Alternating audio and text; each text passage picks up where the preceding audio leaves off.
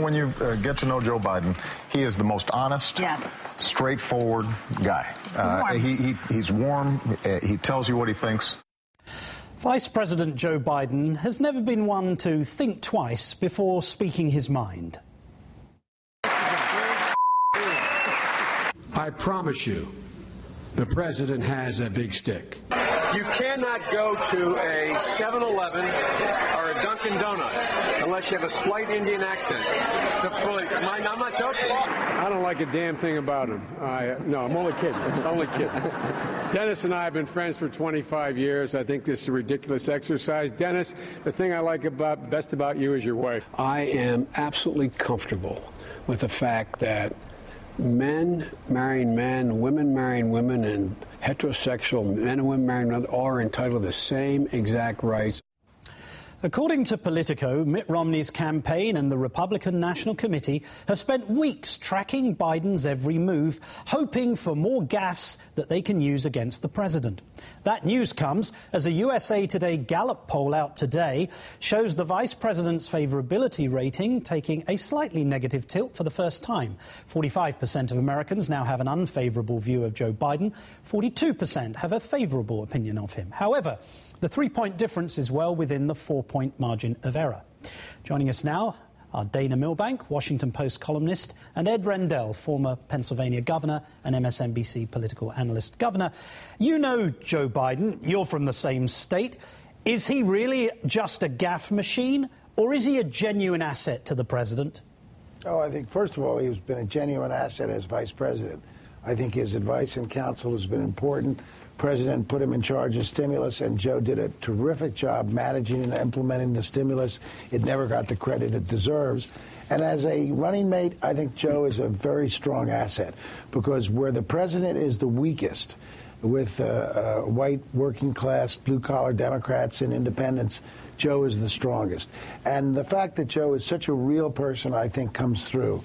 You know, there are obviously those who don't like some of the things he says, but he's real, and I think that's important in today's politics. And I think when he relates to working class voters, he does it better than anybody on the political scene today. So I think he's by far an asset as we go forward. And I think if the Romney people make him an issue, they do so at their own peril. Indeed. Dana, the USA Today Gallup poll shows Democrats are still strongly positive towards Joe Biden, with 73% having a favourable opinion. Independents remain unchanged. And no surprise here, only 15% of Republicans have a favourable opinion of him. But isn't that the point, Dana? He's an effective politician, and he has been especially so during the last few weeks.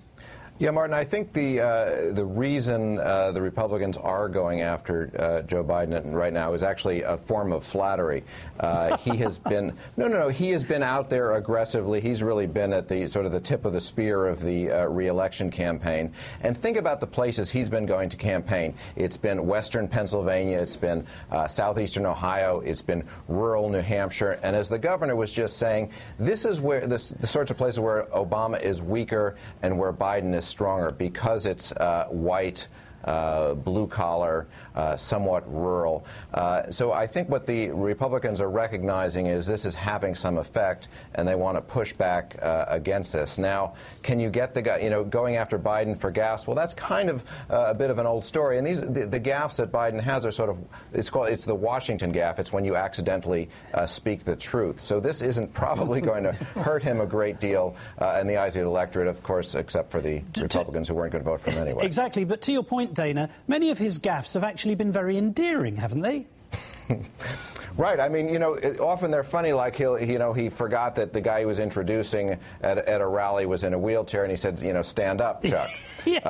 So, okay, he's not going to lose an election because of that. He says some silly things. What he wound up doing on gay marriage, actually, it seems in retrospect to have turned out to Obama's advantage, because it forced him to take a stand, and it did rally his base. Indeed. Governor, we all remember the GQ profile of Joe Biden, I think in 2006, which proclaimed Joe Biden can't shut up, and the LA Times once called him a, quote, gaffe machine. But when Joe Biden is on, he's on. Take a listen.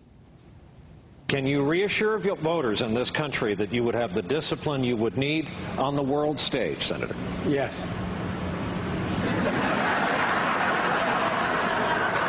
Rudy Giuliani, there's only 3 things he mentioned in a sentence, a noun and a verb and 9/11. I mean, there's nothing else.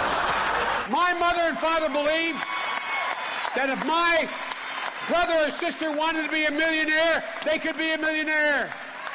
My mother and father dreamed as much as any rich guy dreams. Absolutely. They don't get us. They don't get who we are. Governor, isn't that a wonderful example of how Joe Biden is the direct opposite of a plutocrat like Mitt Romney? Sure, and really, in the end, Martin, you know this, and Dana, of course, does as well.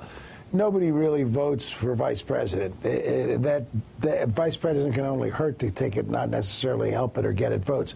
But what Joe Biden can do and is doing is fire up the base.